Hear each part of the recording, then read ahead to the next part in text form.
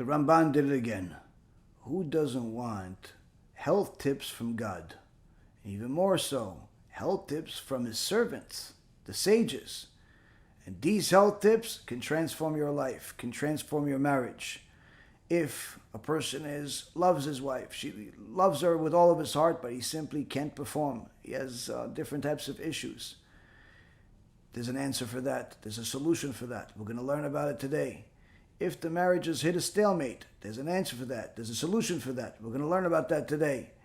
If a person wants to simply become healthier, happier, physically and otherwise, there's an answer for that. There's a solution for it. We're going to learn it today. Health tips from HaKodesh Baruch Hu and his holy sages is available by simply staying tuned, watching, and after you enjoy it, don't be selfish. Share and be holy.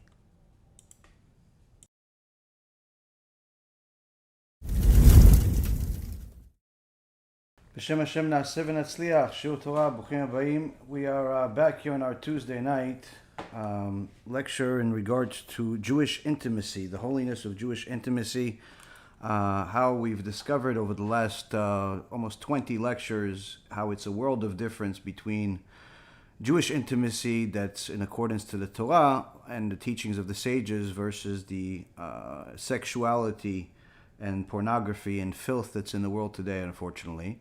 And tonight's shiur is going to be for the Refuah Shlema, for Rabbanit Levana Bat Sarah, also for Rabbanit Sarah Bat Anat, Rav Ephraim Ben Shulamit, Avi Mori David Ben Nesriya, Imi Morati Doris Bat Jora, and all of Am Yisrael and all the righteous Noahides that continue to watch our lectures, whether it's on TikTok or on Facebook or on the Bezrat Hashem app. And also you could watch on our website. You could watch the live.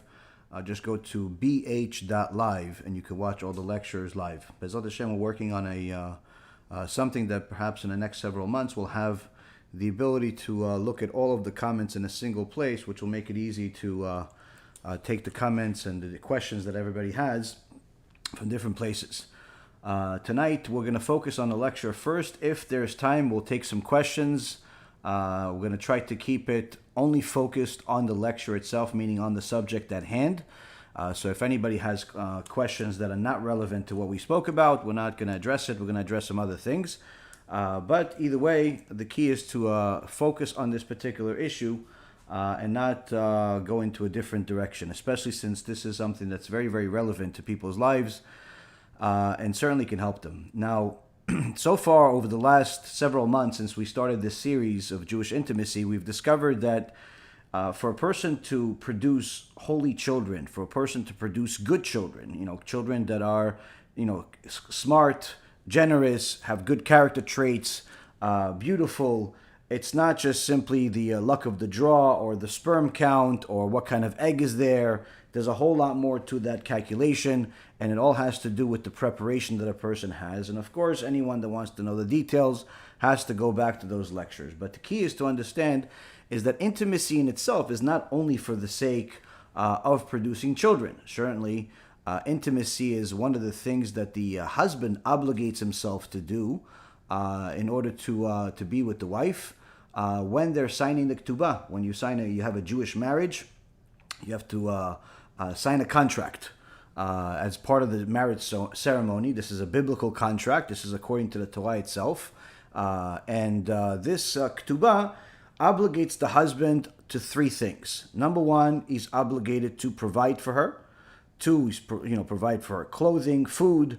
And the third thing is he has to also provide intimacy, conjugal rights to the wife, meaning that the husband is the one that's obligated, not the wife, showing that the Holy Torah was way ahead of the feminist mentality, but only in a kosher way, in a holy way, and not in a liberal, anti-God way that they do it today.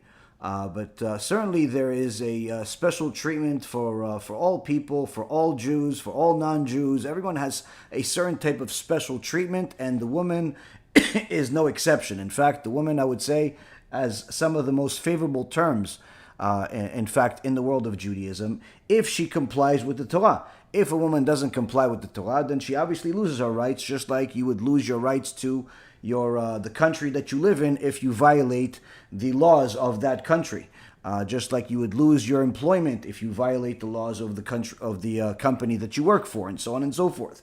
Same concept when you violate the laws of God. If a woman doesn't want to act modest or look modest or be modest altogether, she obviously loses those rights. It's the same concept with men. If men don't want to be modest, they don't want to protect themselves as far as protecting their eyes and not looking at things that are inappropriate, if they don't want to stop being promiscuous and watch pornography, if they simply want to live like animals, like unfortunately many people in society, they also lose their rights. And by losing their rights, I mean not just the rights and privileges that Hashem gives them, but also the blessings. So one of the greatest blessings that a person can get in their life is a great child, a child that respects them, whether a boy or girl is irrelevant, a child that respects them, a child that actually honors them. That's something that obviously is something everyone wants, anyone that's normal at least. But even more than that, because at some point the children go away, they develop their own lives, they build their own lives, and that's really when the marriage is going to be put up to the next level of tests. Because if the marriage was healthy throughout the time that you are raising your kids, then the marriage will only get better in time. If the marriage was unhealthy, then many times the marriage ends after the kids grow up. Many times, unfortunately, ends even before. But the point being is that the greatest blessing that a person can get is a healthy marriage. So when a Jew signs that Ketubah, what they're supposed to have in their mind is that this is not just a commitment forever, but it's a responsibility forever. And unlike some of the corrupt mentalities out there, whether it's a corrupt mentalities because they watch too many horror films or other types of movies, or just simply they're clueless, where they think that this marriage is like a prison, where, just because you got married, you have to stay married, even if there's abuse, even if you don't want to. So, of course, the Torah protects both men and women from such things, but the key is to improve the marriage over time. And a significant part, a significant contributor to marriage is intimacy. Now, even though we've already discussed how frequent intimacy is supposed to be, whether it's for a traditional person, or it's for a Torah scholar, or if it's someone that travels, depending on the profession, we've discussed all of this. Tonight, we're going to obviously discuss certain things that have to do with not necessarily the intimacy itself, but rather things that contribute to the intimacy and to the life of each and every single person, as far as the quality of life, as far as the health of that life, according to the sages. In so many words, you're going to get health tips that will affect your sensuality according to the Torah and the holy sages that taught it.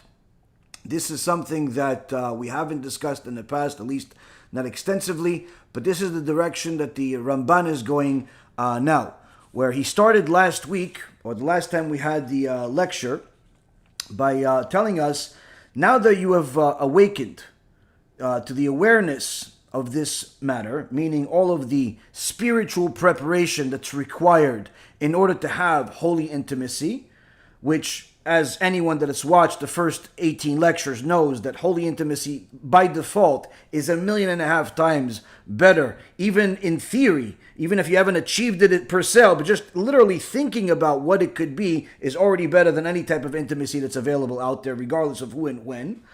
So a person that has been awakened to this holiness, to this extraordinary ability that we have in our hands, that we were gifted from God to have holy type of intimacy that produces holy fruits, not just holy children and extraordinary children, but also an extraordinary marriage, a holy marriage. And in fact, the most critical is an elevation of our soul to the highest possible level that a person can get it through the actual intimate act, unlike what the idolaters think, which is that intimacy is disgusting, it's frowned upon, or it's some of the other Semites, but unfortunately heretics in Islam, which view intimacy as something that's relatively disgusting and really more of an animalistic type of thing.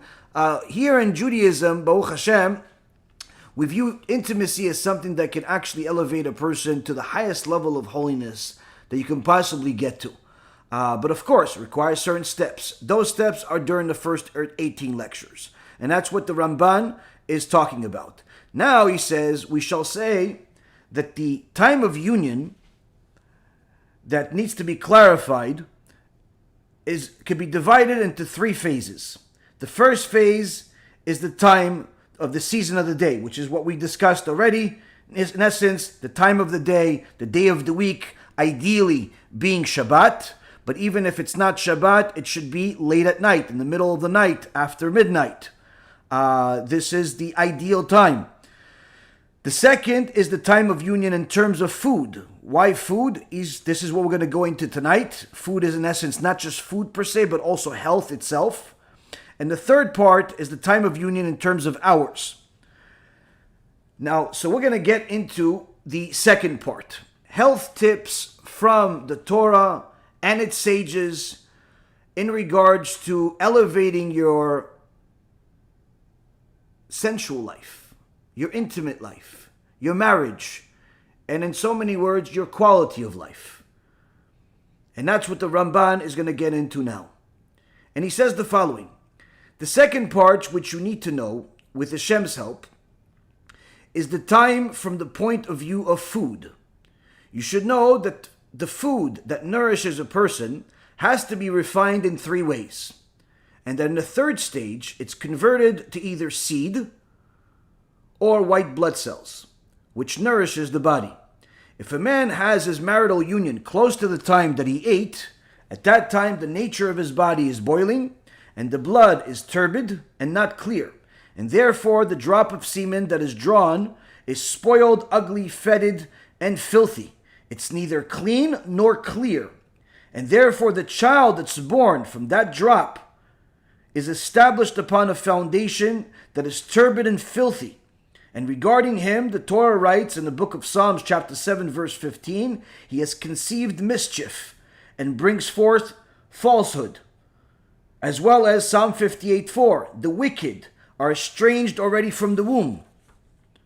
From that drop of semen which is not refined, is bound by its nature to be filthy and disgusting. And therefore the man should arrange that the time of union be a time when his spirit is settled and the organs of his body have cooled from the heat of the food which he ate. The blood has been purified, the lees have gone down to their natural place, and the elements of the body have settled to their proper order. This time is close to the latter half of the night. Obviously, we're going to explain every single word that we can. What does all of this actually mean in English?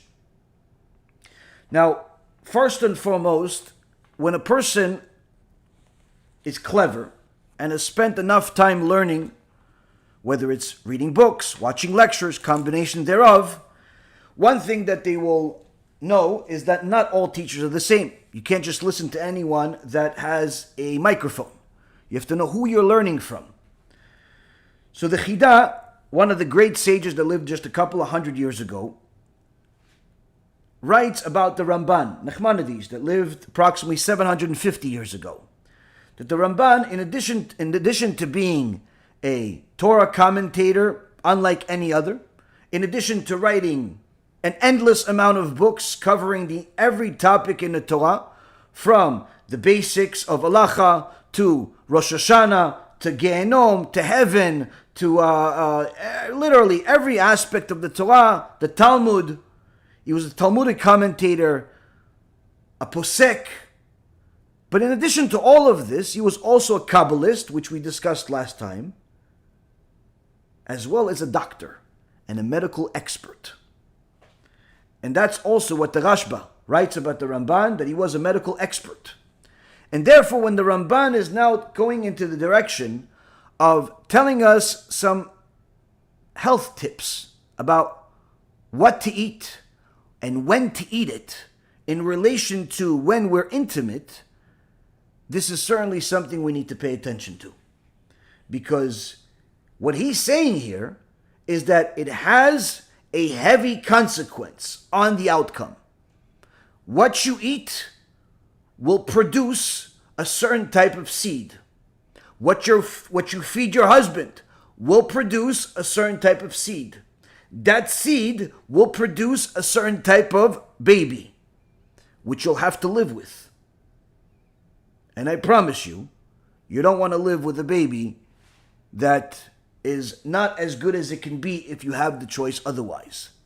Now, the Gemara says, Sha'at achila, sha'at milchama.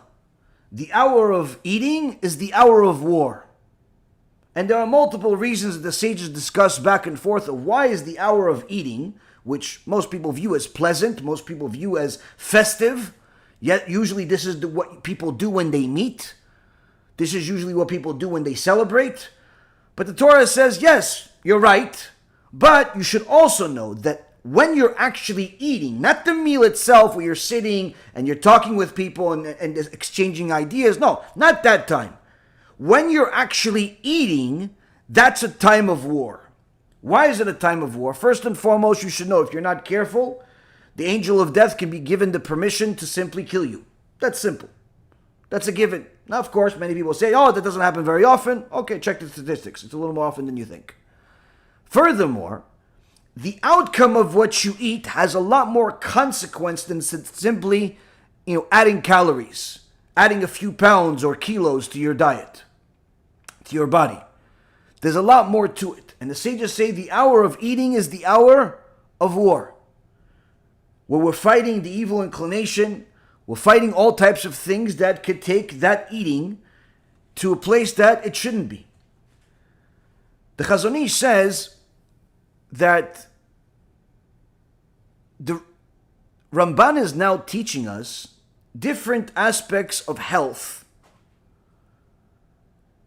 similar to how the Rambam, Maimonides, drew many drawings of different things that have to do with astrology, or even agriculture. He had many different drawings. Now, of course, when the Rambam learned some of this stuff, he learned some of the things from the agriculturists and the astrologers of the day, or the previous generations. So when he was reading some of these books in Arabic, they were just simply secular books. You could read them in the bathroom if you want.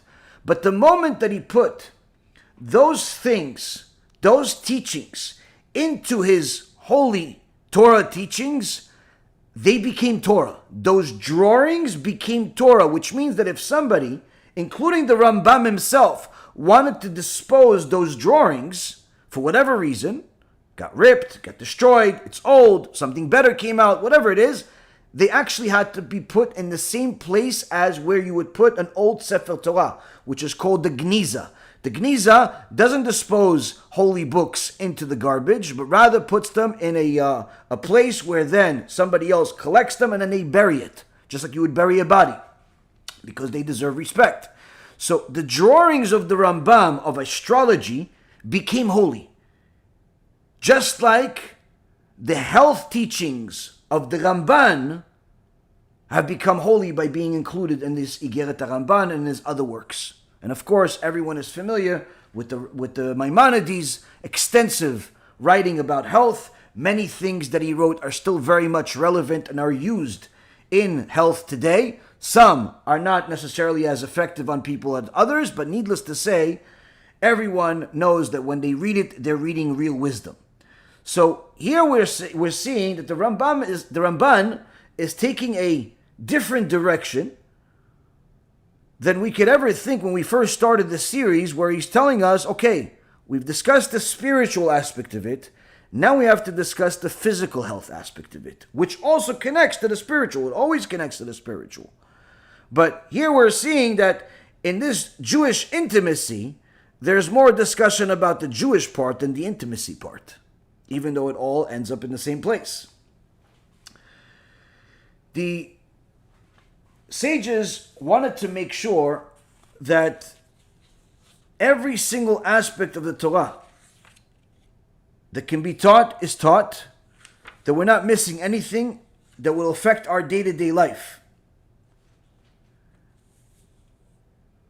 And therefore, when the Ramban is telling us that this marital union has a specific time, and the food that you eat will affect it, you have to first and foremost realize that this is not just simple teachings, this is very precise. And anyone that has studied science or other parts of health knows that everything that we're going to be saying and have said already is 100% factual. So first he's telling you that yes, food is necessary. And this food is going to nourish your body. And this food, whatever you eat, has been instructed by its creator, the God of Israel, to go through a refinement process. And this refinement process is several stages. And the last stage is when some of this food will turn actually into either white blood cells or the actual seed. Meaning that the most potent part of blood is the seed. Now, of course, some of it turns into different proteins, some of it turns into other parts of the body, much of it is excreted when a person defecates or otherwise, but there is a certain part of it that is going to nourish the body and also allow the body to reproduce, to regenerate, to do things that we don't necessarily think too much about, but nonetheless, this is one of the main purposes of food itself. Now, when it comes to how this affects the person's intimacy, the Ramban says, don't eat before you are intimate. Because when you eat, there's this refinement process. So imagine that there's a factory in your body, which in reality is the most sophisticated factory in the world inside your body. Just study your digestive system. And therefore, this factory is boiling the blood, there's a lot going on inside the person's body. And because all of this is actually happening inside, whatever seed the person has already in their body becomes unclear, becomes turbid. So it's not just the seed that will be produced as a result, which can take hours, but it's whatever is there is going through that system. And therefore that seed that a person has while they're actually digesting, while they're ingesting and digesting, whatever seed that's in their body is spoiled, is ugly, is filthy. It's neither clear nor clean. And if a person ignores this advice from the sages, they'll live to witness the results if a child comes from that reproduction. Because the child that's born to such a thing, David HaMelech gave us some hints towards this. The child's personality, intellect, and sometimes even looks will be damaged. Not damaged like they'll be missing limbs or blind, chas v'shalom, but will be damaged from what they could have been. What is the potential that is within you already? You have a certain potential, let's say from 0 is the worst, 100 is the best. You have the potential to bring a child that's level 100.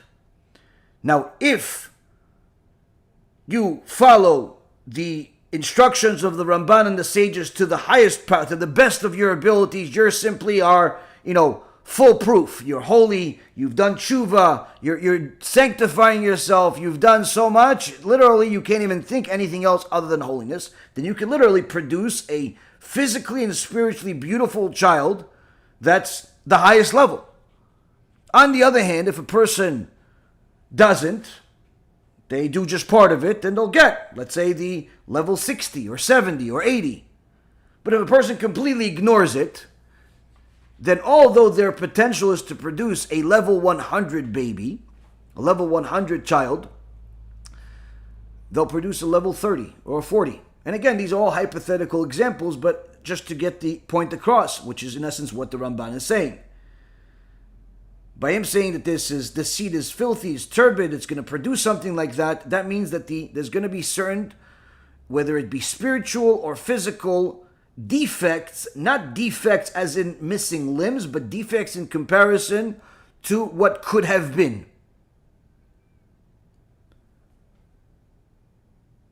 And therefore, David HaMelech says he has conceived mischief and brings forth falsehood. Meaning that a person that has just reproduced has reproduced a witness to their lack of care to the Torah and its sages. Has produced something that, in essence, is the opposite of what the Torah teaches. It's produced falsehood. Has produced someone wicked already in the womb. Why? Because of the acts of the parents.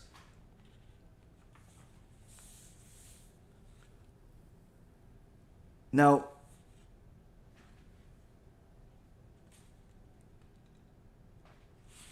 so the Ramban says, for a drop of semen which is not refined is bound by its nature to be filthy and disgusting. So if a person completely ignores or doesn't know, is unaware of any of these teachings, which the majority of people were not until they watched this series or read the book by the Ramban, then their default, without elevating their soul, was a filthy and disgusting seed. That was the default. You had a way up from there, which is the goal of this entire series. Now, the Gemara in Masechet Berachot talks about when is a person supposed to eat. Person is supposed to eat around the time where the poor man eats his dinner. When is the poor man eats his dinner? The Gemara asks. The poor man eats his dinner back in those days about a half hour or so before sundown. Why? Because he's poor and therefore he cannot afford candles. Today, obviously, this is not relevant, the candle part. He cannot afford candles. So he doesn't want to eat in darkness. So he eats about a half hour before sundown. And that's when we pray Mincha and Arvit. So the Ramban says, a person should arrange the time of union, their intimacy, to be a time where his spirit is settled, the organs of the body have cooled from the heat of the food which he ate, the blood has cooled, it's been purified, everything has gone back to its natural place, and the elements of the body are in proper order, and this time is closer to the latter half of the night. What's the latter half of the night? It agrees with the spiritual part that we talked about, which is after midnight. Meaning that if let's say sundown is at 6 p.m., let's just call that the average for the year. Sometimes certainly it's beforehand, sometimes it's later on, especially with the silly, bringing the hours forward and backwards throughout the whole year, the daylight savings time, which wastes a lot of time.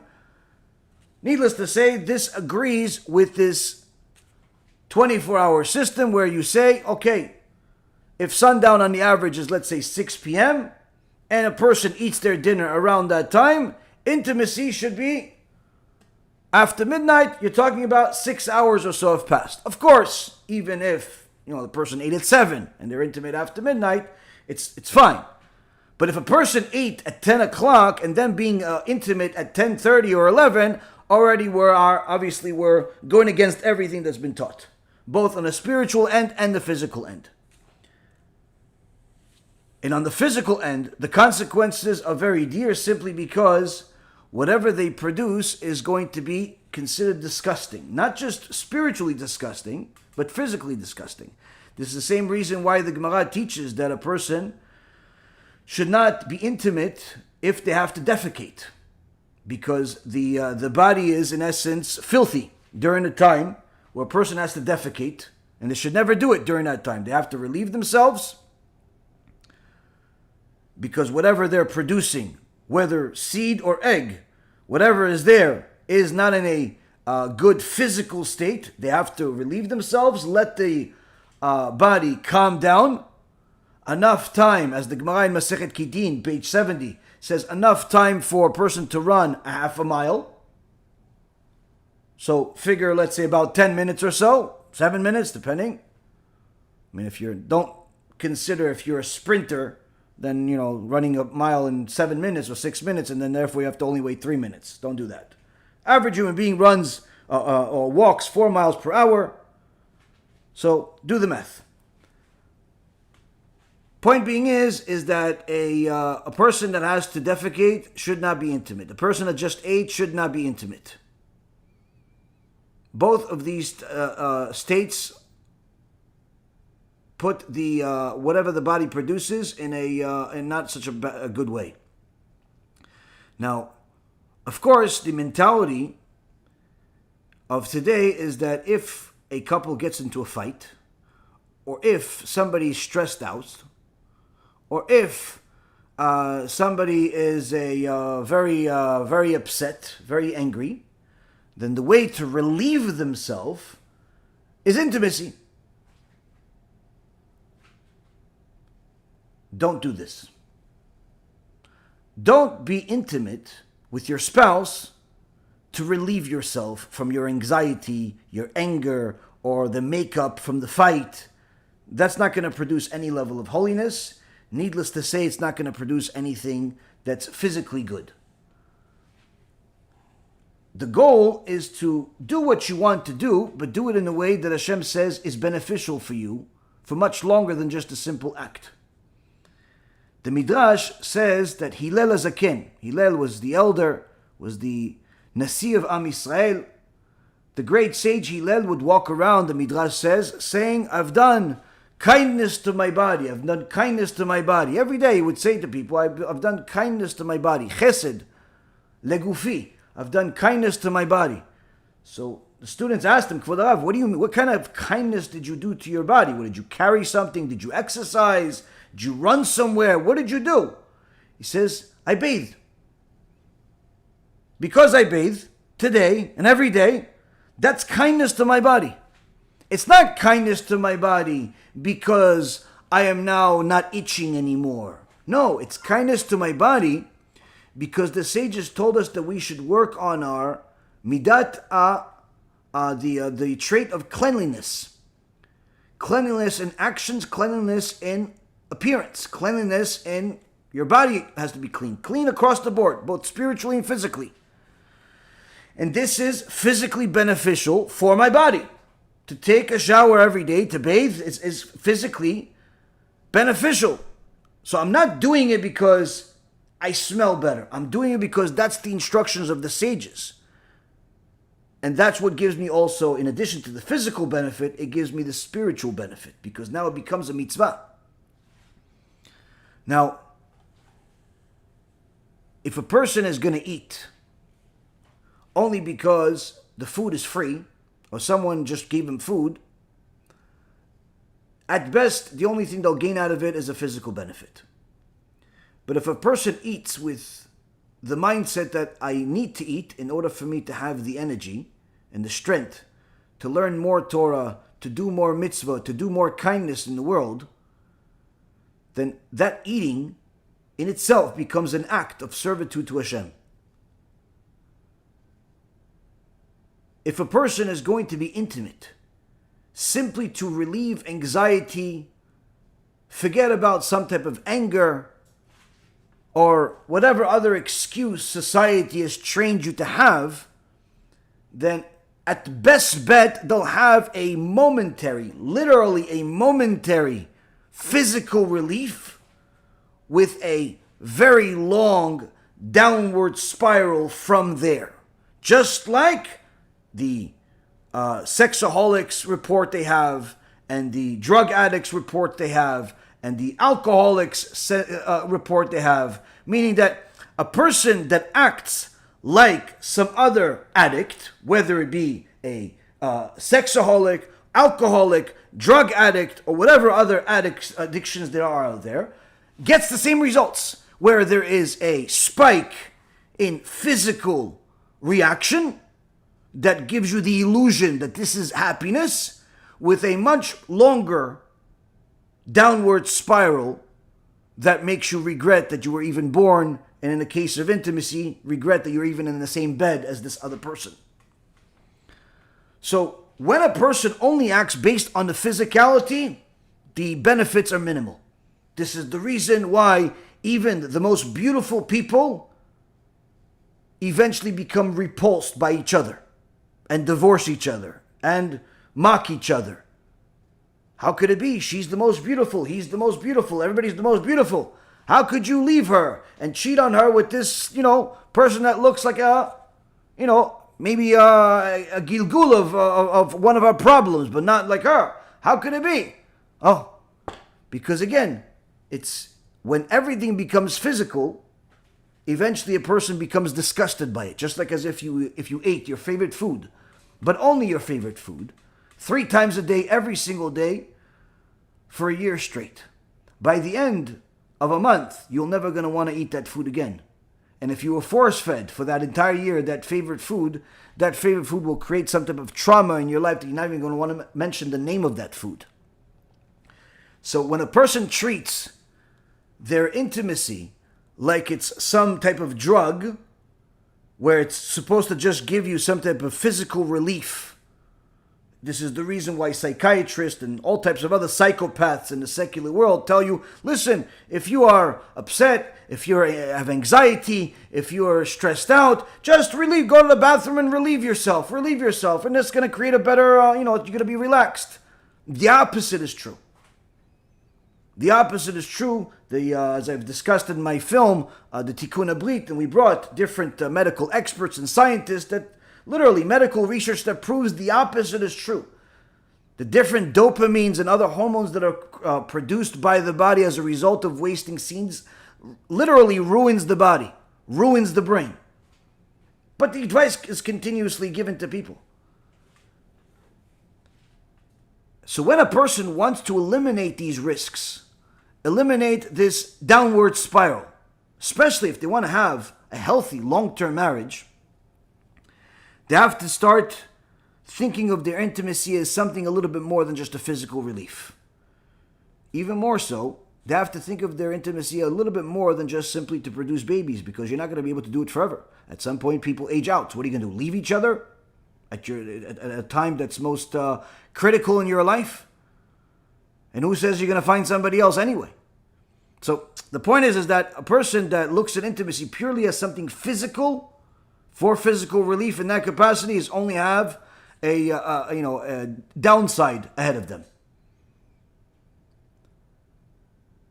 So the Chachamim teach us that, yes, we're not telling you not to enjoy yourself. Whether it be from food or intimacy or it be from anything else, you're allowed to enjoy yourself, but have a bigger purpose for it also. Rabbi Elimelech Milizhinsk, which I believe tonight is his yahrzeit. He was one of the great sages from Chassidut. He was the Talmid of the Magid Mimezrich. He is the main Talmid of the Baal Shem Tov. So Rabbi Elimelech Milizhinsk said, why is it that out of all of the things that we do, the Gemara in Masechet Brachot tells us that anything you benefit from in this world, you must thank God for it. You want to eat? Before you eat, thank God for it. After you complete eating, thank God for it again. You have to do blessings. Want to get married? You have to do a blessing. You get an aliyah to the Torah, you want to learn Torah, you have to do a blessing. Wake up in the morning, do a blessing. Go to the bathroom, do a blessing. All the different things that you do in life, you have to do blessings to thank God. And if anyone that benefited from this world without blessing God is considered a thief. He stole from God, she stole from God. So Rabbi Elimelech Milizhinsk says, so why is it that we're obligated to say so many blessings and so many things except for intimacy? There's no blessing for intimacy. You don't do a blessing. You're not allowed to do a blessing. There's no blessing made by the sages, even though it's a very holy act, or it can be. Why? He says because all of the other things that are in your life, eating, drinking, praying, waking up, your life altogether, all of it can be done 100% for the sake of heaven, meaning 100% as a way for you to serve Hashem. You could eat, if you elevate yourself to the point, you could eat only for the sake of Hashem, meaning that you want to live so you could do more mitzvot and you can learn more Torah and do more good things. Drink, same thing. Work, literally, you're donating as much as you possibly can in order to publicize the Torah. So you're working, sure, to live, to pay rent, to pay mortgage, but whatever extra, you're not looking to save some extra account for a rainy day or for retirement. You're looking to do as much as you can with Hashem's blessings today, and you're investing it into the Torah today. So a person can literally elevate every one of their actions to the point where it's 100% for the sake of heaven, except their intimacy. The intimacy cannot be 100% for the sake of heaven. A part of it must come from lust. It must come from desire. Why? Because if there's no desire, it's not possible for the man to do it. Physically, it's not possible for the man to do it. Meaning that even the greatest sages, the holiest forefathers we have, everyone has to have a certain level of physical desire and, in essence, physical joy from the act of intimacy. So therefore, we're not saying don't have joy, don't have pleasure. Certainly, do it, and enjoy it. And that's actually, this is one of the ways you can enjoy it much, much more than you could possibly even imagine. But don't just do it just for that, just for the physical benefit, because then there's no difference between you and a horse. There's no difference between you and a cow. There's no difference between you and some rhinoceros. There's no difference, because they also do it simply for the physical aspect of it. So what elevates us as human beings is not our ability to speak, but rather our ability to serve HaKodesh Baruch Hu. Through every single one of our actions, including our speech, and including even if we can't speak, we can still serve Hashem in multiple ways that the animals can't, including controlling ourselves during these moments and elevating the physical to something more than just physical. So the Ramban says you can enjoy it at a specific time, a specific way, and that restraint, that control, that you are not going to do it right after you eat. You're not going to do it at 6 o'clock in the afternoon. You're going to wait for a certain time. You're going to eat for a certain amount of way. That in itself already elevates the intimacy to something else. And that in itself will elevate the physical aspect of it, where you're going to allow your body to do certain things that perhaps you won't realize the benefit until your kids come out, or until you see other people's kids. Now, there's a Gemara in Masechet Gittin that gives a bunch of health tips. Health tips that, from the sages, one after another. We're not going to go through all of them, but literally we see that the holy Jewish sages didn't just want us to turn into robots, just pray here, learn here, and, live, die, reproduce. No, they wanted us to obviously have a certain quality of life. And because this affects your life, whether it be intimacy or your diet or different health things that they discuss, then this can become part of the Torah that's taught. Now, if you simply write a health book because of scientific research, medicinal research, your own intuition, whatever it is, there's nothing Torah about it. But if a person connects things to the Torah, it literally can become part of the Torah. And that's in essence what's happening here. The sages say that in the name of Eliyahu Navi, Elijah the prophet, he taught one of the sages named Rabbi Natan, eat 1/3 of your stomach's capacity, drink 1/3 of your stomach's capacity, and leave 1/3 of your stomach unfilled. Meaning, don't eat until the food's coming out of your nose. Don't drink until it's coming out of your ears. Eat, but not to your fullest capacity. Why? It's healthier for you. In fact, it's so healthy for you that it's not just for diet purposes, but also spiritual purposes. How so? It says, if a person gets angry, it's obviously bad spiritually. The Gemara in Masechet Shabbat says a person that expresses their anger in a physical way by breaking something, throwing something, he's no different than an idol worshiper. But in addition to that, a person that is angry after he ate a lot, after he's completely full, can actually turn that food into poison and create health problems for himself or herself. And many times you'll see people that have health problems, many times they were very angry people before they got sick. Obviously, without Torah, you're not going to make those connections, but Eliyahu Navi says there's a connection indeed between anger and sickness. Rabbi Chia teaches one who wishes to be spared intestinal illness should accustom himself to dipping his bread in wine and vinegar, both during the summer and the winter. And do not overindulge. And when he has to defecate, don't delay. Relieve yourself immediately. These sound like, what's the big deal? They have a very big deal. One is to be clean at all times, because if a person has intestinal problems, that means that they cannot be certain if they're clean. And if you're not clean, you can't put on tefillin. If you're not clean, you can't be intimate. If you're not clean, you can't serve Hashem. You can't serve Hashem in a unclean, physically unclean state.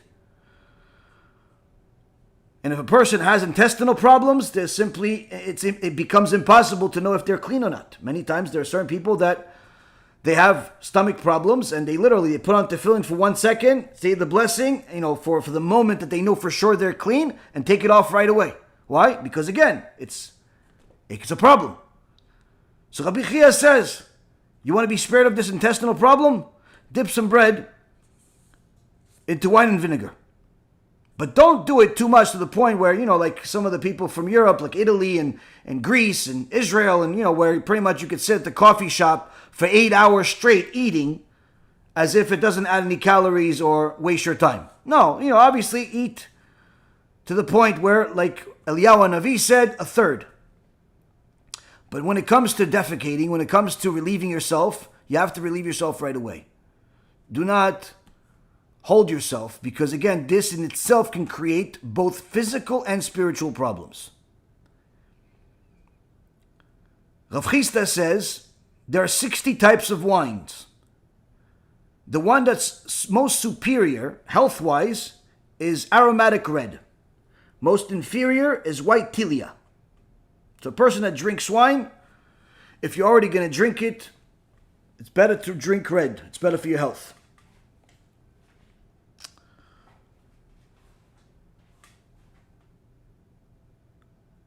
A person that sits near a fire during the springtime in the mornings and then oils himself and goes out to sit in the sun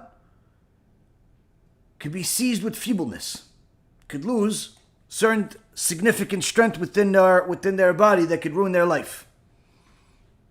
People going out getting suntans, and then you see them 5-10 years later as if they aged 50 years. Why? It's not healthy.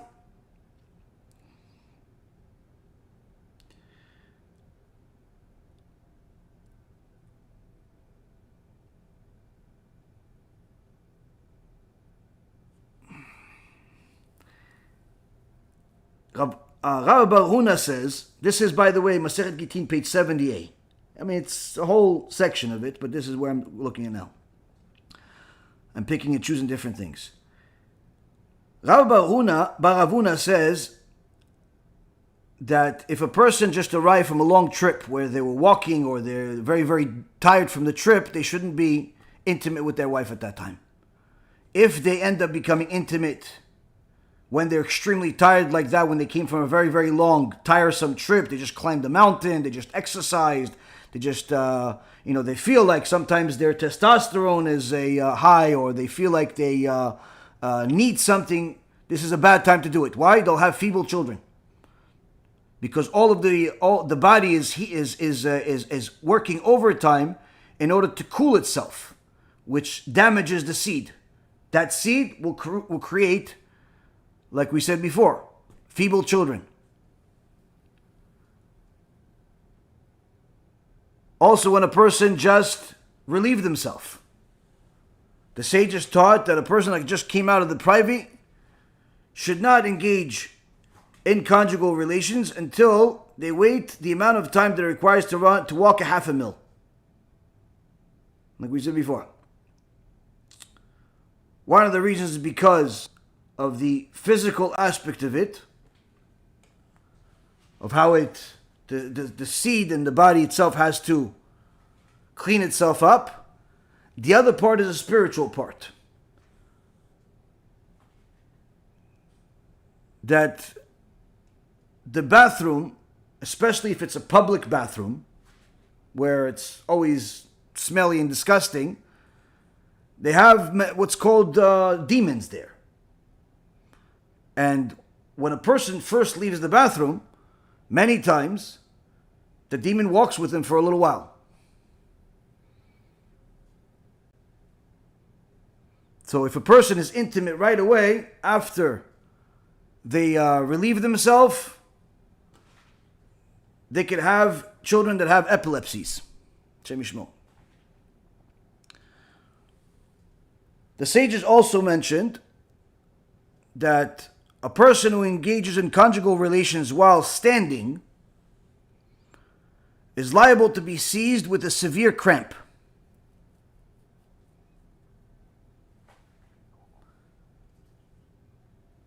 One who does it while sitting is liable to be seized with delaria, which we'll discuss in a moment. Delaria is in so many words, a person loses all of their energy. They are always tired.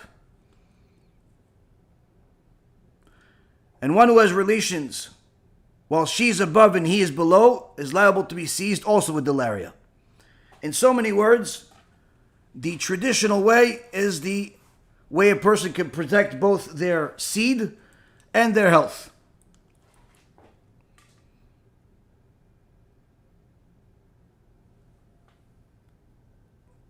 But if somebody has this delaria, if somebody's always tired, Rabbi Yeshua ben Levi says the antidote for delaria is something called dardara.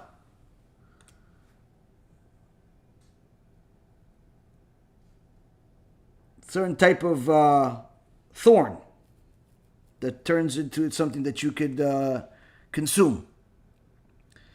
Now, what if a person loves his wife, she loves him, but he's impotent? Either because something happened in life, or he's older.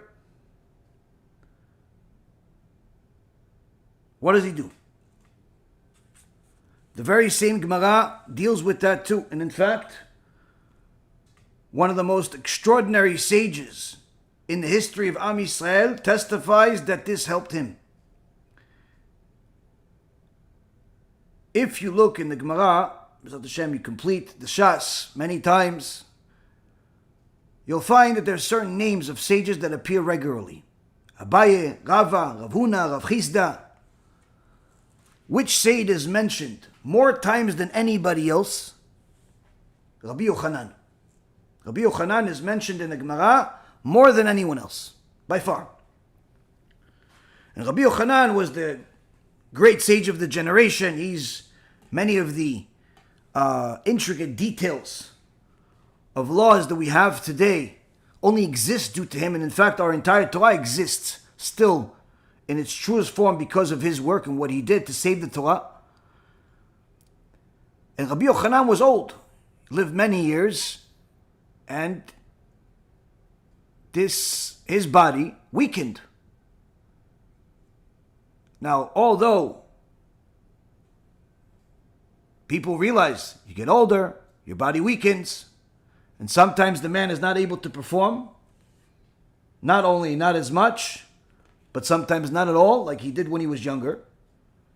Still, this creates a lot of marriage problems. And therefore, our Holy Torah has solutions. Abaye taught that one who is not proficient in the way of the world, meaning he's impotent, there's a solution for him. He should bring 3 kfitzas that grew in a field, fertilized with sheep manure, grind them up, boil them in wine, and drink the mixture. Rabbi Yochanan says, it's exactly this that returned me to the potency of my youth. The old Rabbi Yochanan, he's already 3 digits age. He's not in his 50s. He's already 100 years old. He said, yeah, exactly that is what brought me back to how I was when I was 18 years old. Question is, what is this?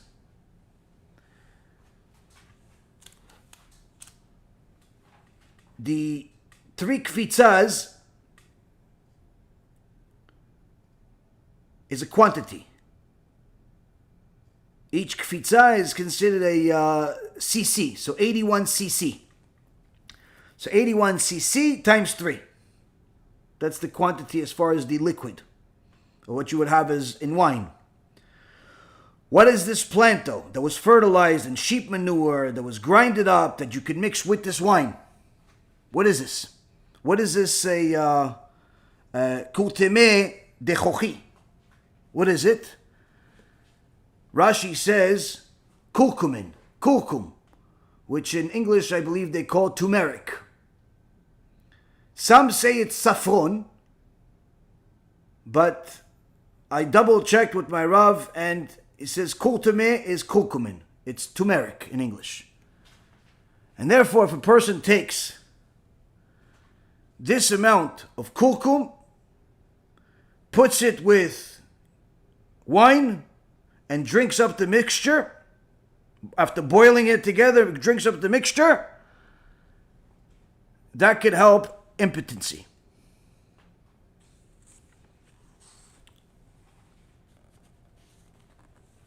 So here we see that the sages understood very well that life changes, bodies change,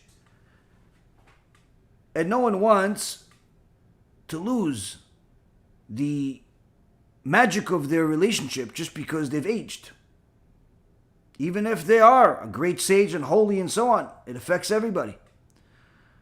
If a relationship loses its intimate part, it's no longer a marriage. Meaning, according to Judaism, if a husband is not willing to be together with the wife, that's grounds for divorce. She can go to the bet din, and the bet din can obligate him to relieve her from the marriage. If a woman is not willing to go to the mikveh in order for them to be intimate, that's ground for divorce. He gives her a get, which is simply a relief from the contract, without giving her any of the gifts that he promised her, because she's not fulfilling her part of the marriage. She's considered a wayward woman. Or isha moredet. Meaning that intimacy, regardless of what age, regardless of whether you had kids or not, regardless of whether you're, anything. Intimacy is a critical part of marriage. Now, obviously, there are certain times where there's, health problems and a person is simply not capable of being intimate at a specific time. Either they just gave birth, or they're recovering from a surgery, or things like that. That's fine. Obviously, any healthy marriage understands that. But we're talking about if somebody simply doesn't want to be intimate. If a couple no longer wants to be intimate with each other, there's no reason for them to stay together. Yeah, but what if we still love each other? No. You love the friendship. You love the convenience. You love the fact that you won't have to deal with lawyers. You don't love each other. Why? Because real love between a man and a woman creates intimacy. If there's no intimacy, that means there's no love. That's simply a reality. Yeah, what about if we got old? Intimacy doesn't change just because you got old. Doesn't change. In fact, the more holy a person is, the more glued they are to the Torah, the more they love their wife, the more they love their husband, the more they want to express that as well. Now again, we're not saying this a person has to be together every single 5 minutes. No, we're saying but that there is a time, that intimacy is a critical part of marriage. And if intimacy ceases to exist, so does the marriage. And what ends up happening is that initially, the couple turns into, instead of a married couple, they turn into roommates. Where, they're friends with each other. They already know each other for 5, 10, 20, 30 years. They're friendly. They're not, angry at each other. But anytime he looks at her in the way that he used to, all of a sudden she has a headache. It's almost like his eyes create some type of radioactive screen that creates a headache in her head. Every time she says, honey, all of a sudden he has to he has to run. He has an appointment. He has a stomach ache. He has to go to the bathroom. He has to play with the kids. He hears the neighbor calling. He has to take out the garbage. He simply can't do it. He doesn't want to do it. This is a disaster. This is a couple that, again, they can be cordial to each other. They can say hello. They can say good morning. They can say good night. But if there's no intimacy, that means that they are roommates. And if they are not willing to change that from roommates back to being a married couple, it's better that they get divorced.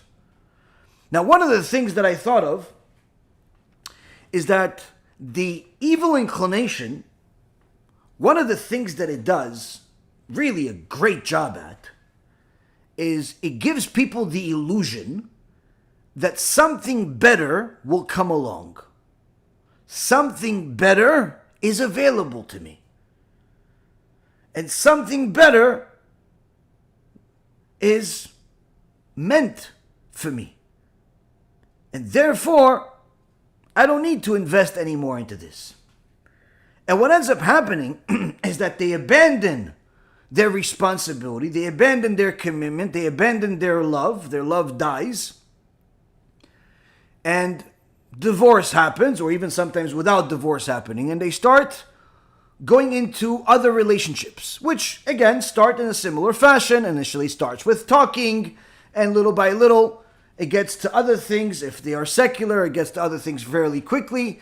If they're a religious Jew, then obviously they wait to get married. But one of the things that you'd notice is that the amount of effort that they exert in the beginning of any relationship, whether it's their first marriage, or it's their second marriage, or third or 15th marriage, the amount of energy and effort and emotions they put into that relationship at first is everything.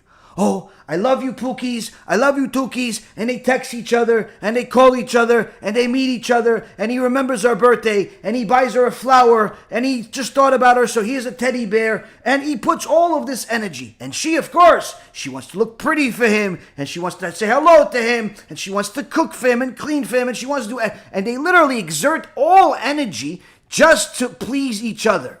Now, the truth is, this is a false relationship. Why? You're not like that, and you're not like that. In a few months, at best case, a year, you're not going to be like that anymore, and you're not going to be like that.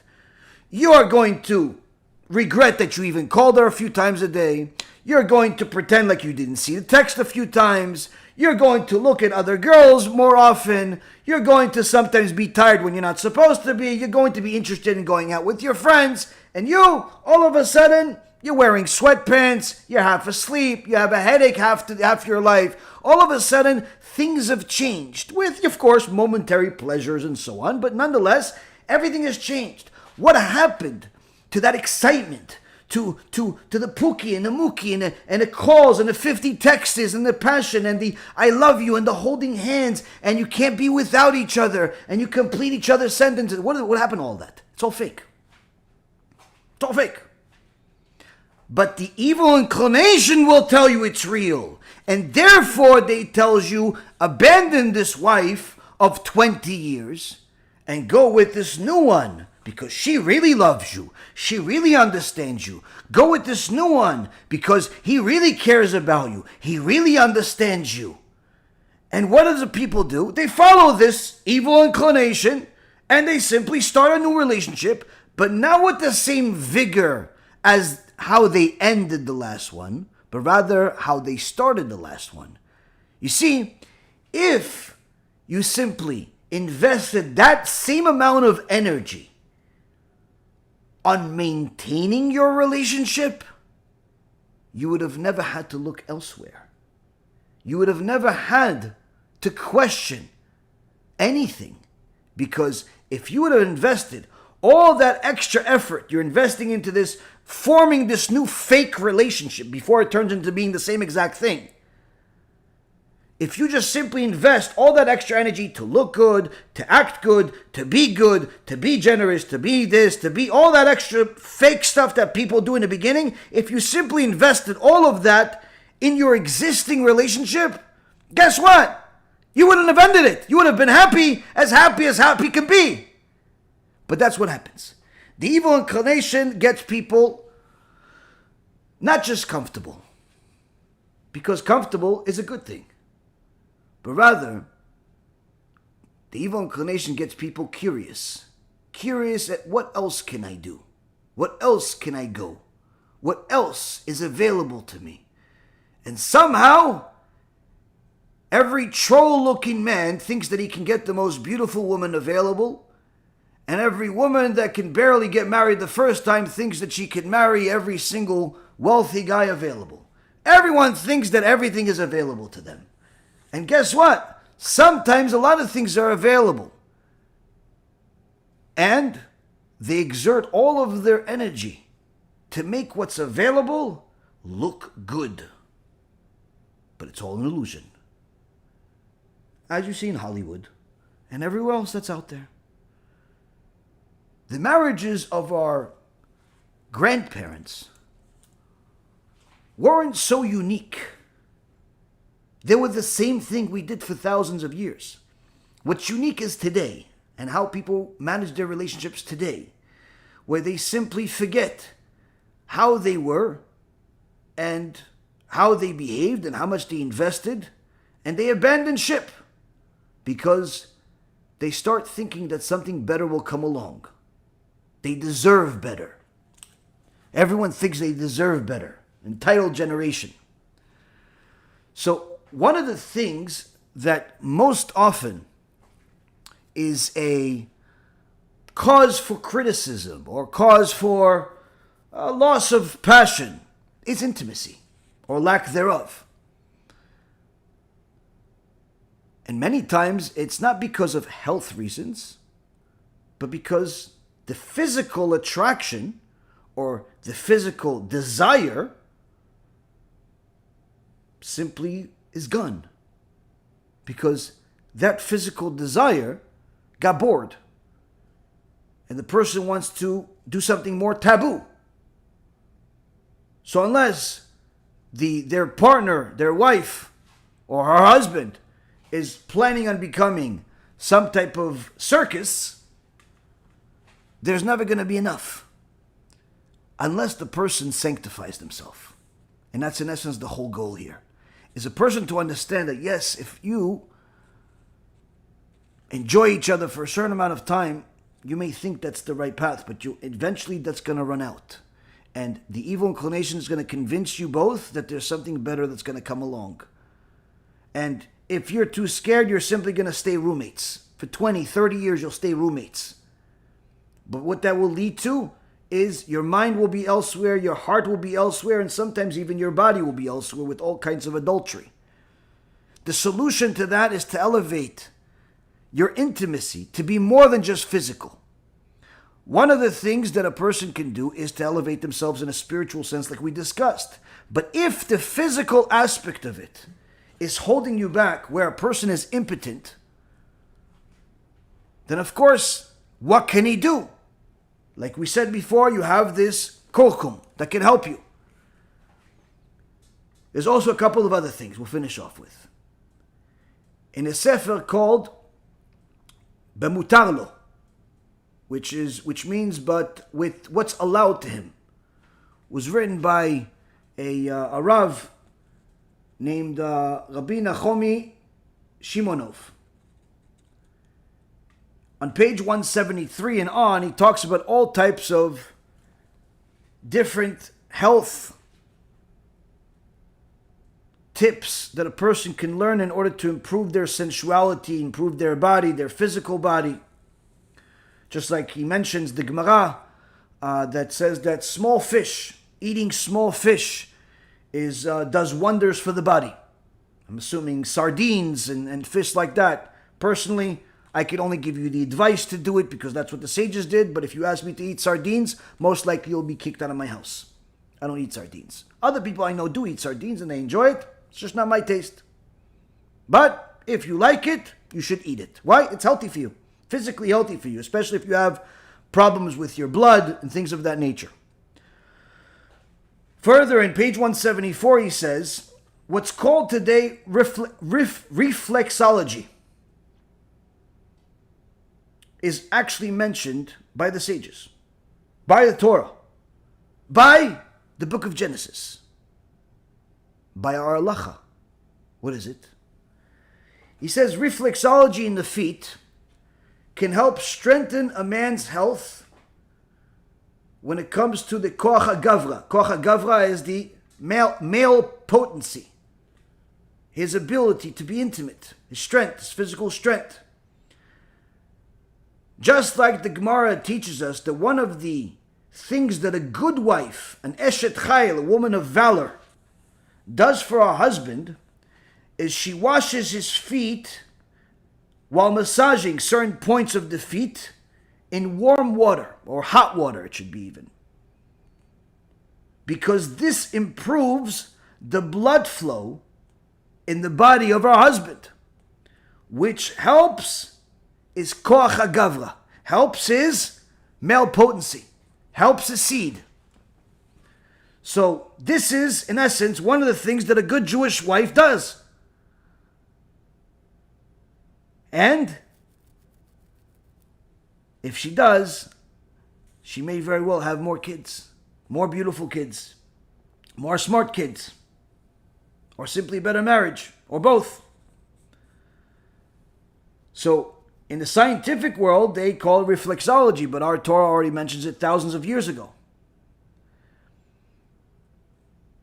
And it's something that every person can do. You get hot water, put it in a bowl, wife massages the husband's feet. And again, this is not like massaging, oh, what is it? What, I'm his slave? I'm his maidservant? What is going on? What am I doing? No, you're not understanding. You are doing a mitzvah here. You're doing a mitzvah that's greater than you can possibly imagine. Why? Rabbi Shimon Bar Yochai. Everyone's heard of him. Perhaps the most famous sage of all. Rabbi Shimon Bar Yochai says, Gadol ha'me'aseh min ha'oseh. Greater is the one that enables another to do a mitzvah than the one who did the mitzvah. Meaning, if you, let's say for example, you observed Shabbat, or you ate kosher, or you put on tefillin, you get a mitzvah. Good for you. But if you help another person do it, you encourage them to do it, you influence them to do it, you help them do it, the benefit, the spiritual benefit you will get for helping this person is much more than what you will get for what you kept yourself. So while a woman that is foolish and liberal mentality will think, oh, what am I, a slave? I'm going to massage his feet. Let him massage my feet.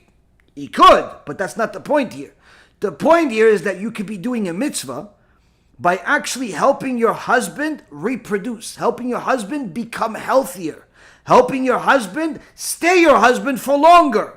And as a result of all of this, whatever good he ends up doing by sanctifying his head and his mind while he's intimate, by studying more Torah, by being more righteous, by doing everything better, guess what? All of what he does, he gets a certain amount of credits for, he gets a certain amount of mitzvah for. You get more. Why? You enabled him to do it. So while a fool will think, oh, I'm a servant, no. A wise woman of valor will say, that was easy. When can I start? Honey, where's your feet? Come over here. Why? That's a smart woman that wants to do mitzvot.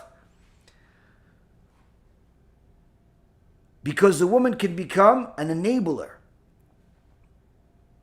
of mitzvot in our own household. Last but not least, a man that is weak, and therefore he releases his seed too quickly. The same book says there's a solution for it that could create wonders. What's the solution? The scientific perverted world tells a person that he should waste seed first, and therefore he'll take longer to go a second time. It'll also take longer for him to go to Gehenom and then Kafakela, and he'll never go to heaven. So if he doesn't want to go to Gehenom, he doesn't want to go to Kafakela, he wants to go to heaven, but at the same token he's having an issue where he's releasing his seed too quickly. There's a solution for it.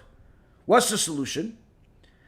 He should wash his lower half of his body with cold water and then sit in cold water for as long as he can, for a period of time. Obviously, I'm not talking about days or hours. He could sit for a while, 20 minutes, a half hour, an hour, however long a person has. Sit in cold water for 6 days in a row. And Be'ezrat Hashem, he will see major improvement. Simple enough? I think so. Now, if a person cares about himself, usually he will do this.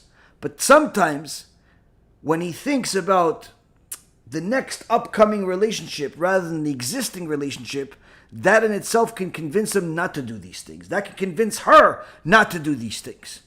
So that's why I say there's a spiritual and a physical part to holy intimacy. And a wise person will take advantage of both and could literally transform their lives, their marriage, their parenting, and most importantly, their servitude of Hashem in such a fashion that they'll realize, wow, what an extraordinary Torah we have, what a great benefit it is to us, what a light to the world it is. And Bezrat Hashem, each and every single one of us will implement whatever parts of the tools applied to us, whatever we can, and whatever we want to. And if we simply are not capable or are failing at it, we're never going to give up. We'll try again and again and again until we succeed. Because even trying to be holy is in itself an act of holiness. So Bezrat Hashem, each one of us will succeed. Now I'm going to go and see if you guys have any relevant questions, and then we'll go from there.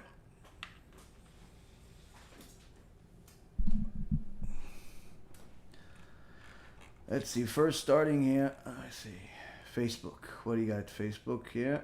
Hold on.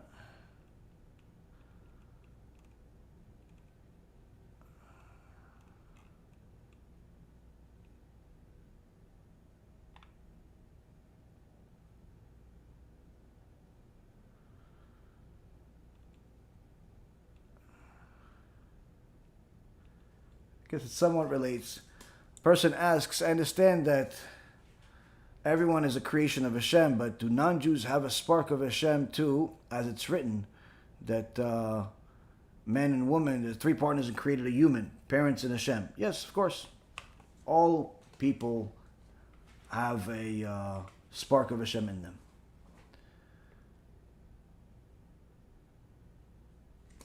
Nathaniel is saying that some people from the islands know turmeric as saffron. So it seems like they're one and the same thing. I looked into it and they're not. Turmeric is orange and saffron is red. So honestly, I would say that somebody should try, whatever each one of them they try that applies to them. See how it works after they do it for, let's say, I don't know, a few weeks, a month. No more than that. Usually things that are effective don't take that long to work. So try it. If you don't see the results, but of course, if a person follows the instructions and does what they say, puts the quantity that I mentioned, the 81 cc times 3, which is 243 cc's with the wine boiled and so on. And if they don't see results, which would surprise me, then obviously try the other one. But it's certainly things that have actually been tried and tested and work. But thank you for letting me know about the what's going on as far as in the islands. Okay, let's see.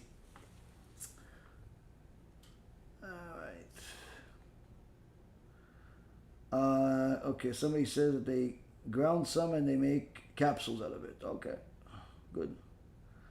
I could tell you that from, I guess, spending some time in my life at some point looking into some of these things. Surely it's easier to take things when they're capsules, but sometimes you lose some of the effect. So as long as it doesn't, lose the effect, certainly it could be good. Is it good for inflammation? Yes, certainly. I mean, the curcum, turmeric, is known to be good for a lot of things. It's good for digestion. It's good for inflammation. It's good for a lot of different things. If somebody can consume it and could really be conscious of their diet, and this is certainly something that could help. Okay, let's see. Come on. If you guys have anything, or we'll call tonight. Let's see.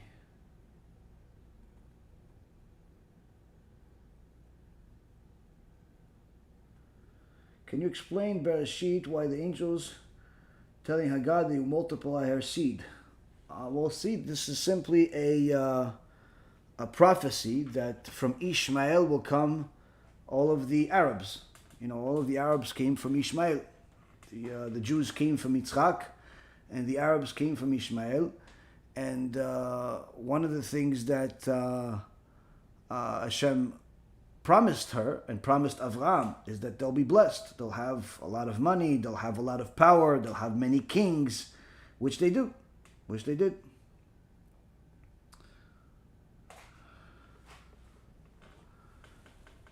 Do I speak any Hebrew or Yiddish? Yes, I was born in Israel and in the Berivrit, Tov Me'od, Baruch Hashem. I speak Hebrew.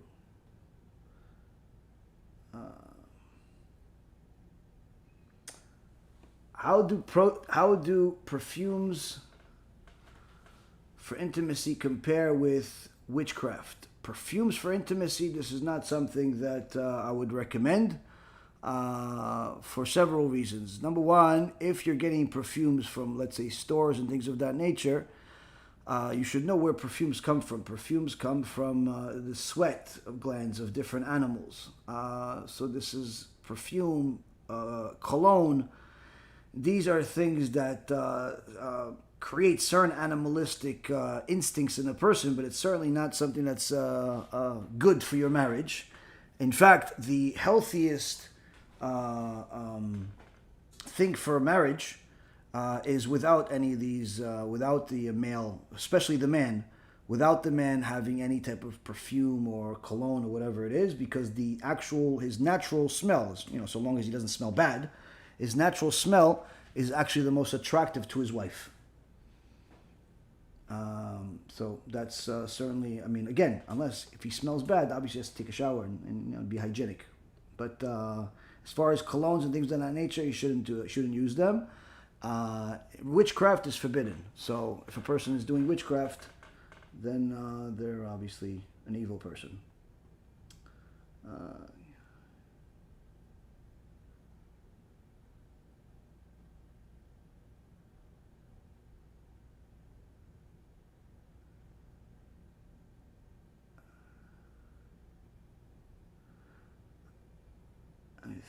How did Yitzchak Avinu create Esav with a pure seed? Very good question. So Yitzchak was pure, his father was pure, but his wife was a big tzadikah, but she didn't come from the purest of houses. Her father was a murderer.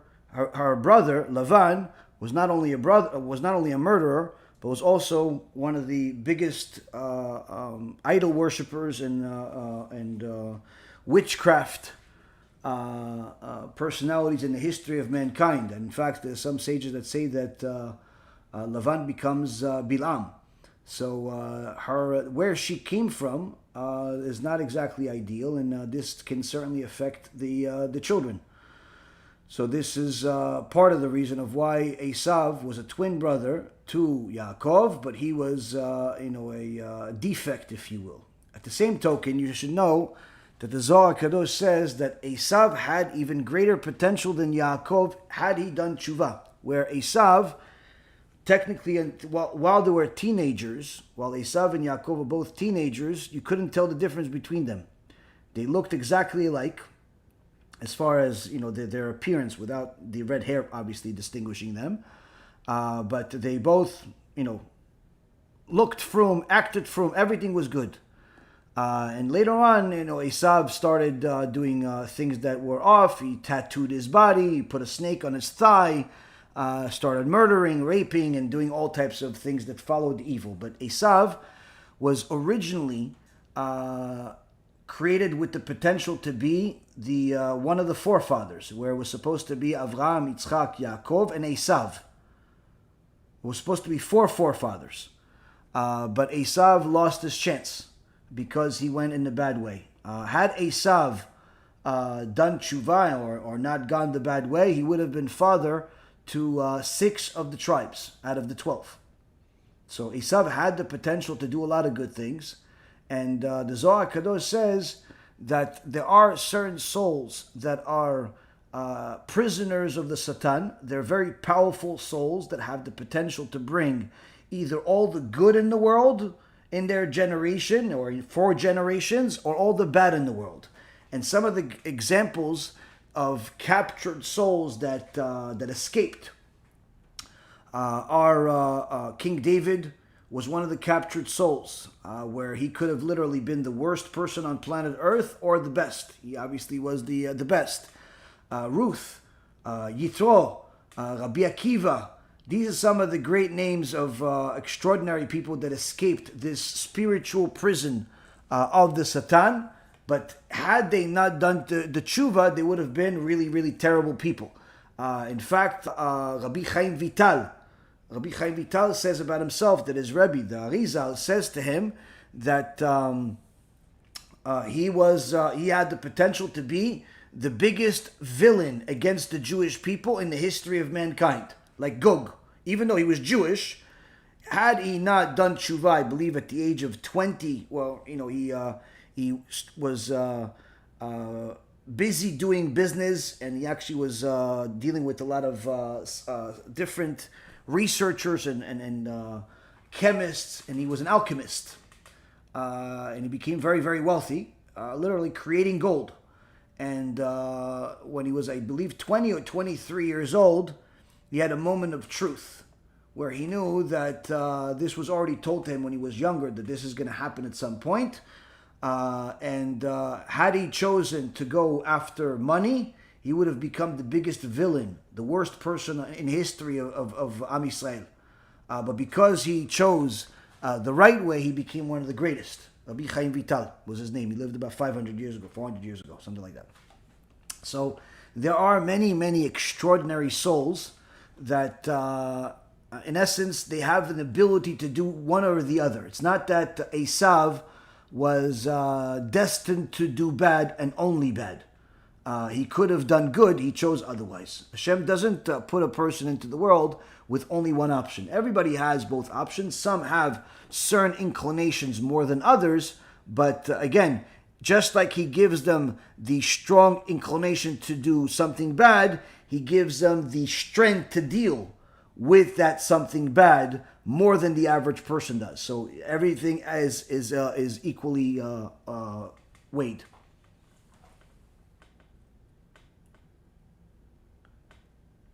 See? Good question, by the way. Thank you.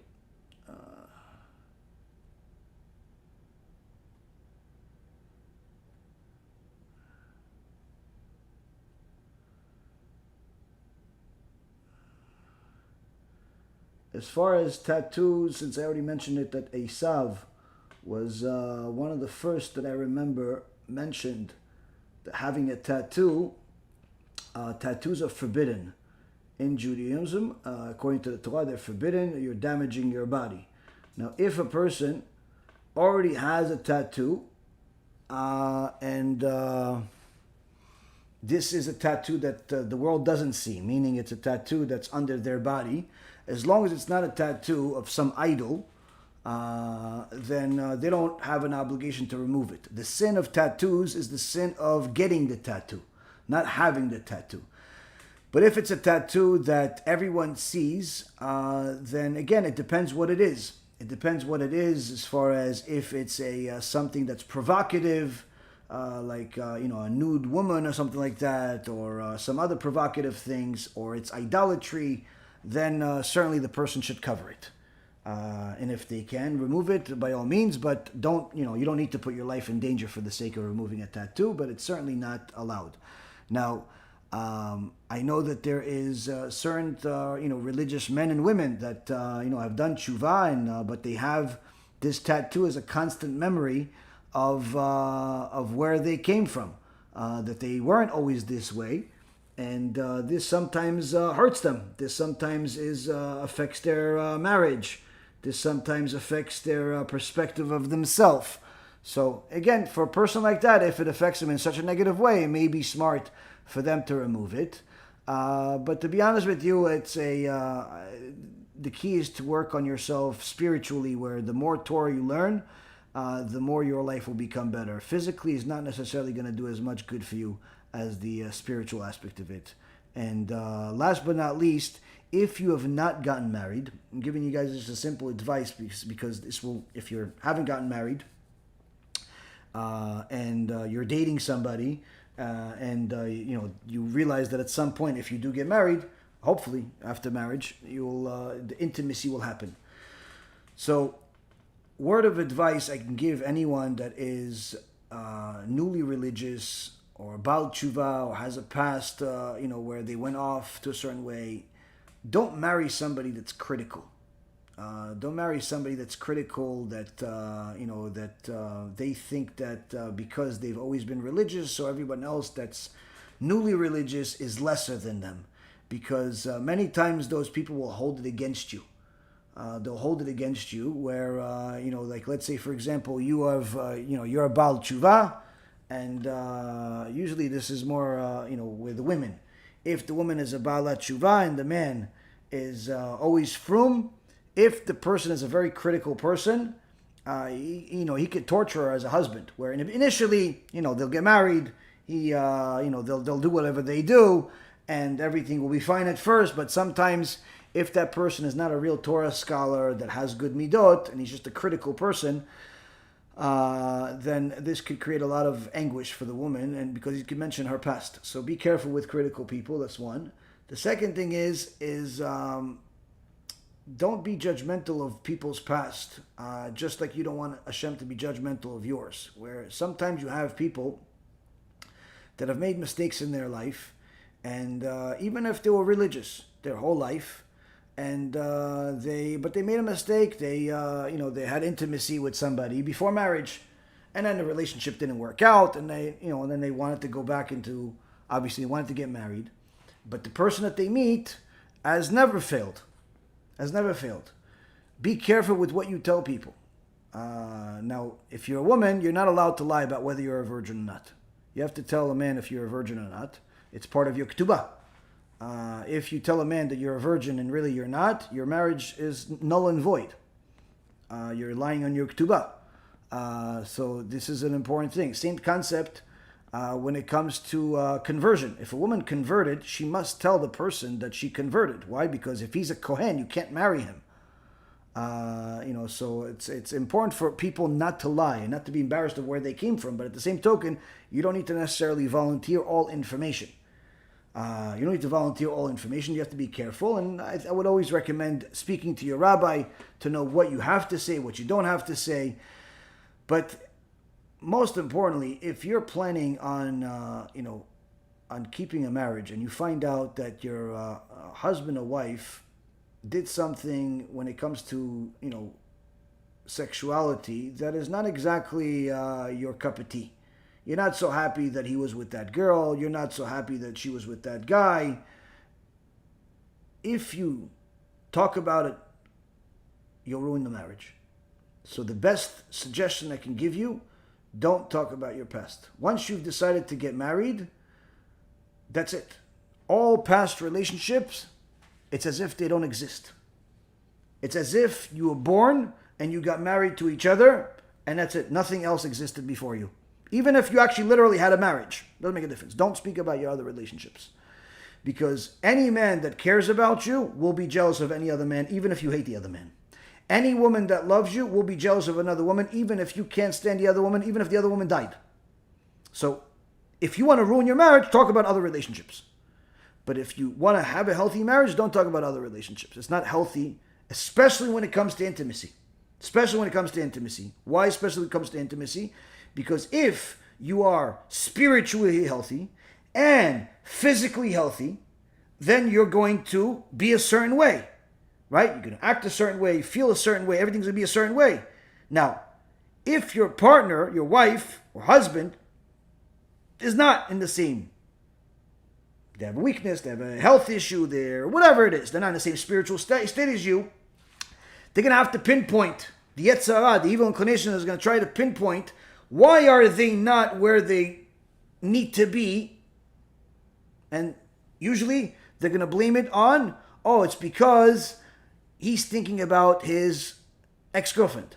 She's thinking about her ex-boyfriend. And usually that's what happens. They think at the worst possible moments, and usually if a fight erupts out of that, it destroys the relationship forever. Why? Because the man will never be able to look at his wife the same way, the woman can never look at her husband the same way, and it ruins the marriage. So, my word of advice to you, and Baruch Hashem, I've been married for 20 years, B'ezrat Hashem, after 120 million years, we'll be together, and more. It's never ever to talk about your past life at all. It's simply nothing good will ever come out of it. You're not going to learn from those relationships together. You're not going to grow from those relationships together. It's simply unhealthy for anyone, both you and your spouse, to discuss anything of the past. If you want to have a good relationship, focus on the present. Focus on the present. Make the best that you can out of the present. Everything else is simply could create confusion. All right, we're gonna have maybe one more question and call tonight. I don't.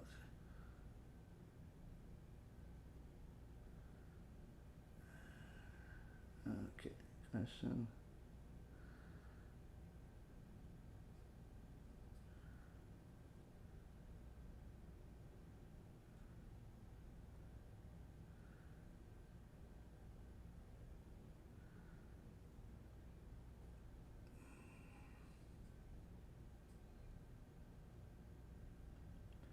How do I feel about men not getting married because they're of the biased and unfair marriage laws? Well, those men need to learn some Torah, and then they'll realize that there is no such thing as unfair marriage laws. There is no such thing as unfair in the Torah. Now, if they're talking about secular law, if you don't like the laws of the place that you live in, move to a different place, move to a different country. You don't like the laws of America, move to Afghanistan. You don't like the laws of Afghanistan, move to Sudan. You don't like the laws of Sudan, move back to America, move to Canada, move to England, move to France, move to Israel. The point is that if you're talking about civil laws you can fix, you can change, you can alter, you can do whatever you want. When we talk about biblical laws, you talk about the laws of the Torah, there is no such thing as unfair. The only thing that exists is ignorant, meaning that people are ignorant of the law, and therefore they think that the law is unfavorable to them. The law is against them. So this is simply, if they learn more Torah, they'll sanctify themselves, and they'll realize that the law is actually to their favor. One of the great things that you learn from the Torah is that everything has an explanation, everything has an answer, everything has a clarification, but if a person doesn't learn Torah, then unfortunately they're going to live a confused life. I'll give you a Gemara here. Gemara Masechet Makot, page 10b, talks about, it's a whole section here talking about the Ira Miklat, the people that accidentally killed somebody else.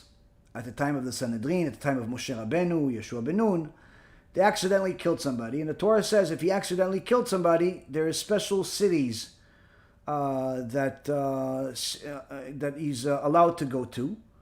And there were a total of 6 cities, 3 outside of Israel, 3 in Israel, and then 42 others from the Levim.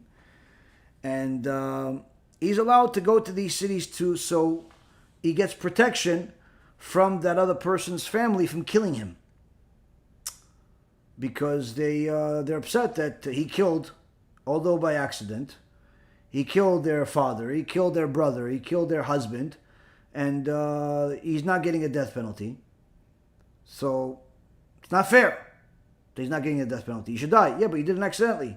Still, he should be killed. They're like Muslims. They believe in eye for an eye is kill. Take somebody else's eye because he hurt your eye, which is obviously against the Torah. Eye for an eye is only a monetary retribution.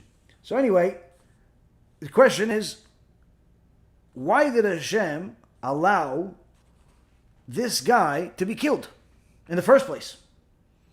And even more so, why did Hashem allow this person to accidentally kill his friend? I mean, if he's a murderer and he wanted to kill his friend, then obviously, okay, but he did it accidentally. So now he has to flee the city, and he has to stay outside of the city until the Kohen Gadol dies, and it could be many, many years. It's a nightmare.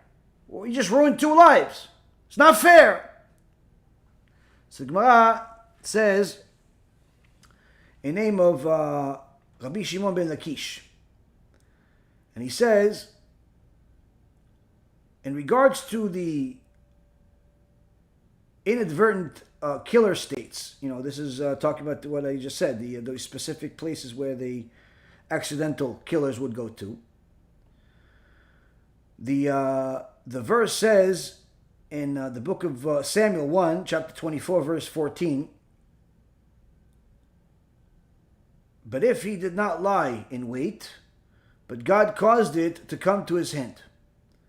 So he says we learn a lot from this teachings. What is it we learn a lot from this teachings? It says the ancient one, meaning Hashem, teaches us that from the wicked comes forth wickedness.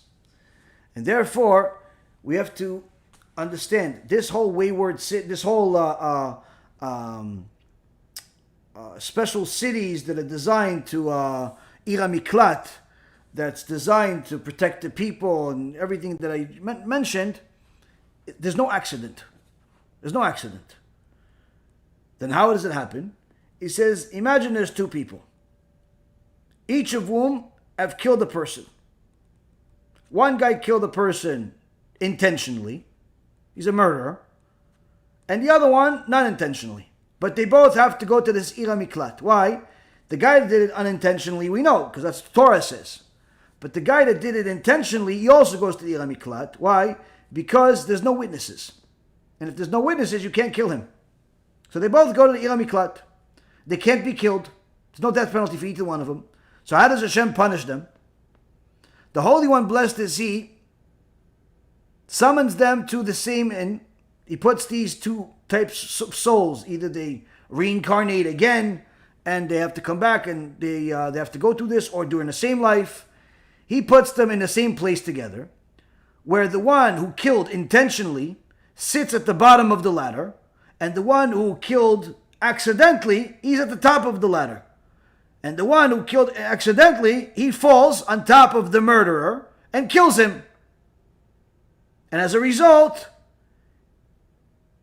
the one who killed intentionally is killed, as he deserves, while the one who killed somebody accidentally is exiled, is kicked out, as he deserves. Meaning that we learn that everything that's in the Torah is if the more you learn it, and there's obviously much more, the more you learn it, the more you understand that there is no such thing as accident, there is no such thing as unfair. There's only ignorance. If a person is ignorant of the Torah, then of course he's going to be unhappy with the Torah.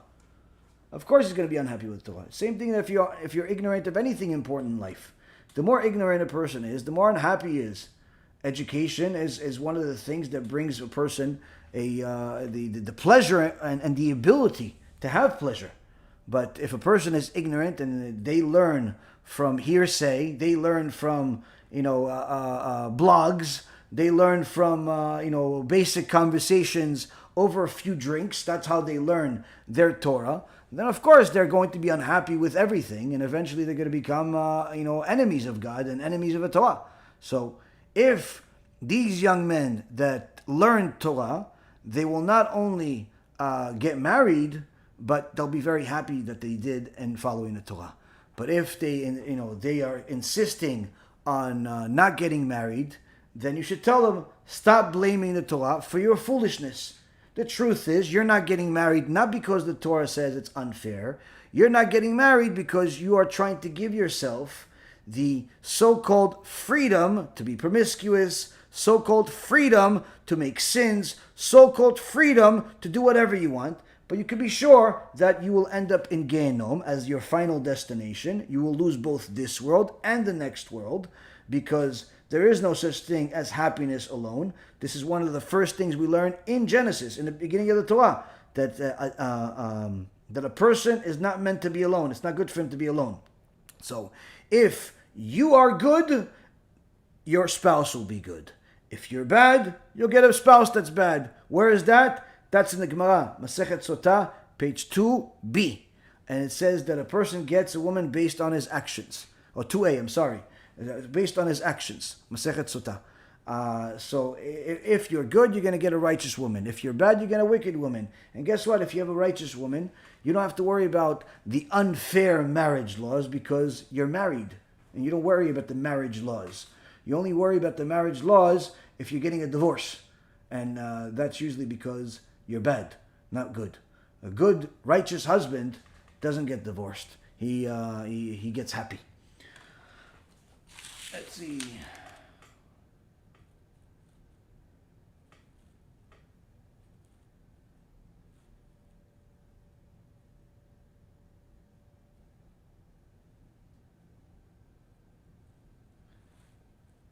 If someone did a bad deed before marriage and they are remorseful, will Hashem forgive them? Depends what they did. If they really did complete tshuva, then yes, Hashem will forgive them. Was the Vilna Gaon Hasidim? No, Vilna Gaon was against Hasidut. This is not to say that Hasidut is bad, it's just that he was against it.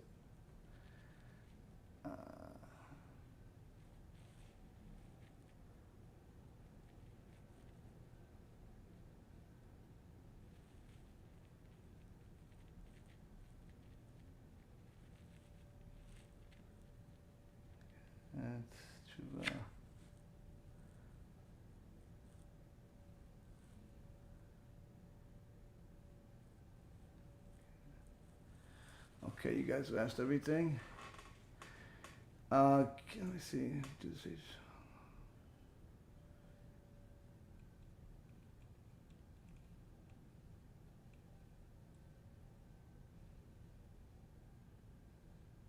If someone is born from a dirty, coarse seed, can they still repair the damage done by doing tshuva? Absolutely.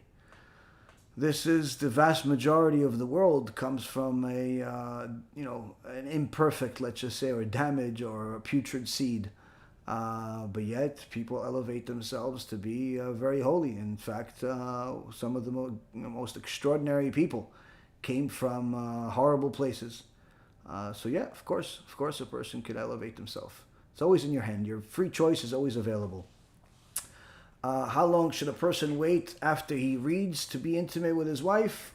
It depends what he's reading. If he's reading Torah, there's no separation. In fact, he should read some prayers or some Torah before intimacy and then go into and do it. It's fine. It's a perfectly good strategy. Is intimacy permitted more than once in a night, or is there a minimum amount of time and occasion to be separate? No, man is allowed to do what he wishes with his wife.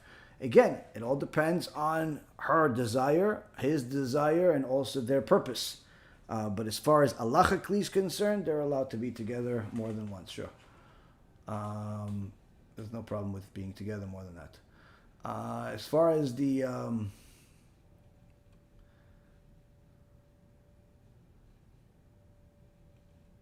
The eating, as I said, it's it should be a while. It should be a while. You go back to the early part of the lecture. I said that usually the example that the Gemara says is that they ate before sundown, and intimacy is in the middle of the night. So that's several hours later, 4, 5, 6 hours later it could be. It certainly shouldn't be right away after. Put it that way.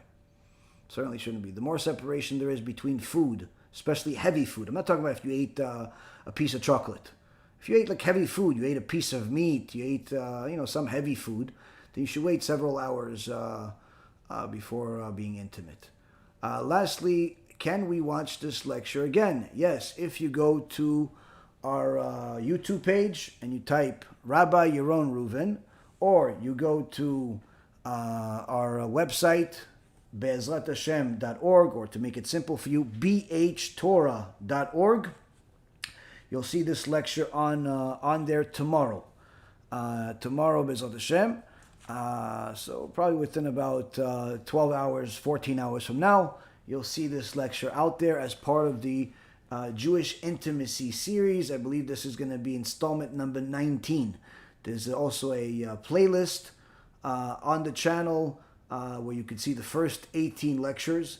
I highly recommend people get those 18 lectures and watch them, study them, write down some notes, because this is the type of stuff that first of all, you're not going to commit to memory.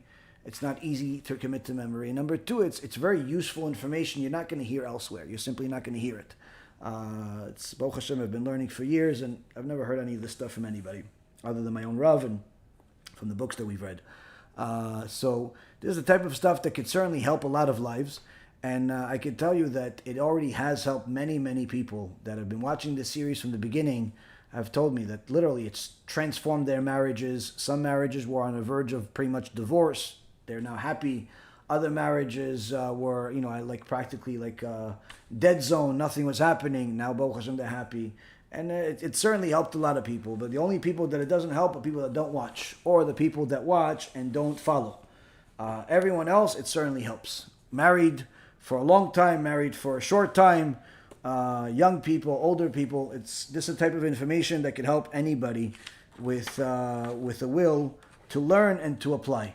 And Be'ezrat Hashem, each one of us will learn this holy Torah, will apply it to our lives, and Be'ezrat Hashem, be holy. Thank you again for learning with me. We'll see each other again tomorrow night, Be'ezrat Hashem, for the questions and answers that are general. And don't forget, share, subscribe, donate, all that good stuff. But most importantly, be holy.